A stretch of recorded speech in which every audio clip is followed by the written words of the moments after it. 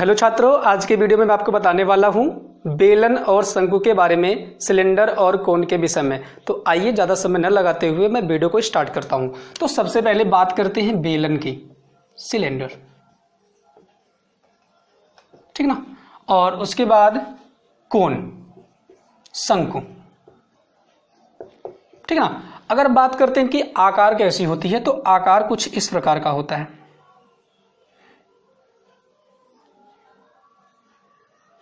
ये है बेलन। पाइप देखें ना, पाइप, या ये मार्कर को देख रहे हैं आप, ये जो मार्कर है एकदम बेलनाकार है। बात समझ में आ रही? ये है बेलनाकार।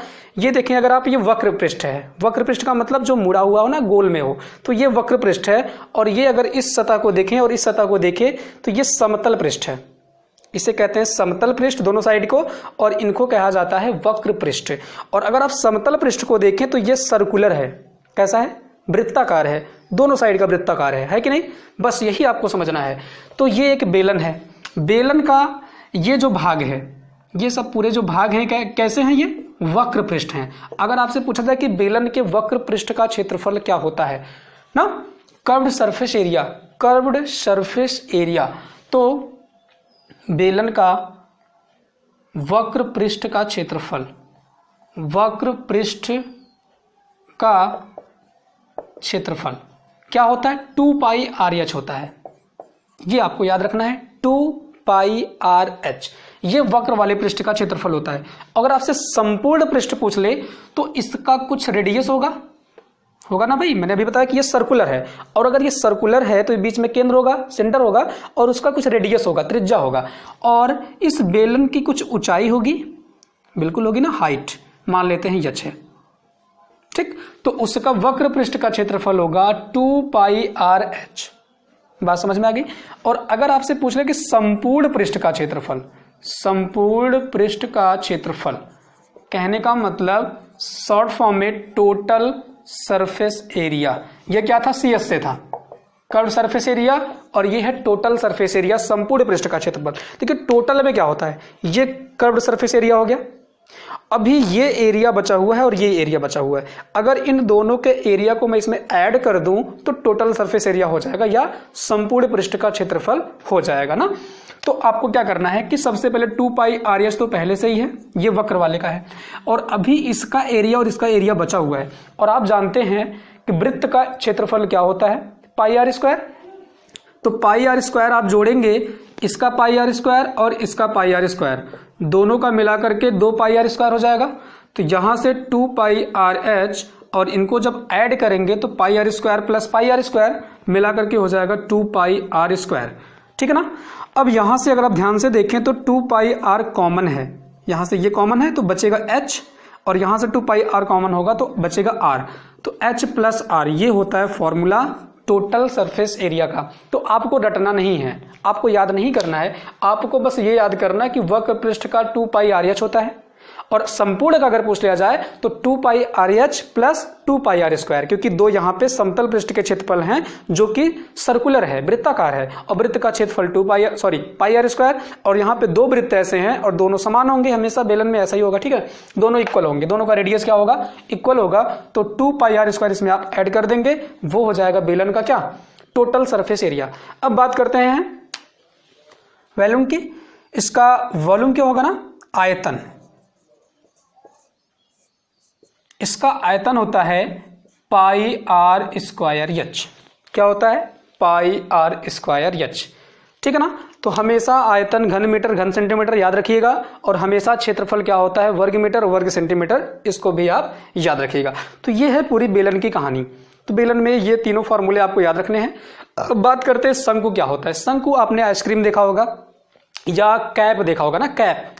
देखिए कैप ऐसा होता ना, ये देखिए ये है शंकु, ठीक है ना। इन्हें कहते हैं कोन।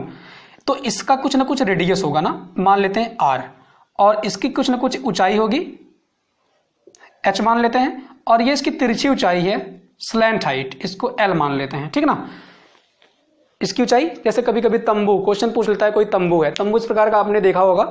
तो कोई तंबू है तो उसमें जो तंबू बनाने में जो कपड़ा यूज होता है उसका कभी कभी क्षेत्रफल पूछ लेता है, या उसका दे देगा कि अगर 1 मीटर स्क्वायर इतने रुपए का है, तो इतने बड़े तंबू को बनाने में, इतना रेडियस और इतनी ऊंचाई के तंबू को बनाने में कितने रुपए की आवश्यकता होगी। तो क्वेश्चन बहुत ही प्रकार से पूछा जा सकता है। तो सबसे पहले आप इसके बेसिक्स को देखें, क्वेश्चन तो मैं आपको करा ही दूंगा, ठीक है। क्वेश्चन करने में बिल्कुल भी समस्या नहीं होगी, बस आप इसको समझ लें।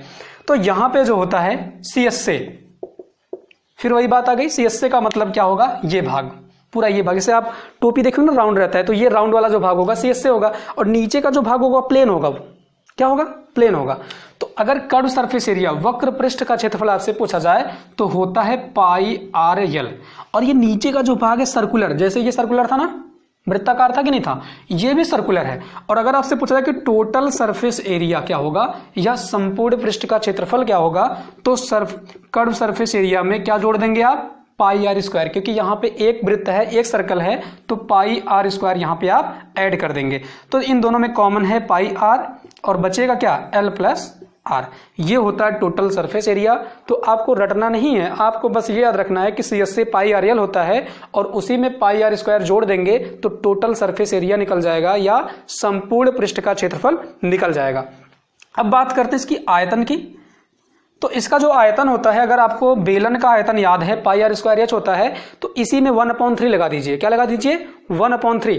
तो 1/3 पाई आर स्क्वायर एच, ये बेलन का आयतन हो जाता है। तो इतना आपको याद रखना है, ये बेलन है, ये शंकु है, इंग्लिश में कोन कहते हैं, उसको सिलेंडर कहते हैं। तो ये total surface area, curved surface area का मतलब वक्र पृष्ठ का क्षेत्रफल, CSA curved surface area, TSA total surface area या संपूर्ण पृष्ठ का क्षेत्रफल। संपूर्ण में ये पूरा का पूरा क्षेत्रफल आ जाएगा, सबको ऐड कर लेंगे, और कर्व में केवल कर्व वाला भाग आएगा। कर्व समझते हैं ना, कर्व, ठीक ना, कर्व जैसे ऐसे होता है ना, कर्व, ये सब कर्व है। तो जो कर्व टाइप का है वो कर्व में आते हैं। तो यहाँ पे देखिए एक बात और ध्यान दीजिएगा, कभी कभी एल का मान निकालना हो तो क्या करेंगे, देखिए ये क्या होगा, 90 डिग्री पे होगा, ठीक। ये एक राइट एंगल ट्रायंगल, मैंने आपको ट्रायंगल पढ़ाया हुआ है, और पाइथागोरस थ्योरम मैंने आपको बताया था। तो 90 डिग्री के जस्ट सामने वाला क्या होगा, हाइपोटेनियस कर्ण होगा, और ये परपेंडिकुलर, ये बेस। तो एल का जो मान होगा, एल स्क्वायर बराबर क्या होगा, H square plus R square. तो एल बराबर रूट में हो जाएगा H square plus R square. ये by Pythagoras theorem, by Pythagoras formula कह सकते हैं, या थ्योरम कह सकते हैं, कुछ भी कह सकते हैं, ठीक ना। तो पाइथागोरस यहाँ पे आप लगा देंगे तो एल का मान निकाल लेंगे, क्योंकि कभी कभी आपको एच और आर दिया रहेगा और आपसे पूछेगा कि CSA क्या होगा, ठीक। तो आपको अगर एच और आर दिया है तो एल की आवश्यकता होगी, तो एल यहां से निकालेंगे इस प्रकार से, ठीक है। उसके बाद आप जो है जो भी निकालना हो निकाल सकते हैं। तो आशा करता हूं आपको ये समझ में आ गया होगा। तो आज के लिए बस इतना ही, ठीक है। अगर पसंद आया हो तो लाइक कर दीजिएगा और शेयर भी कर दीजिएगा। धन्यवाद।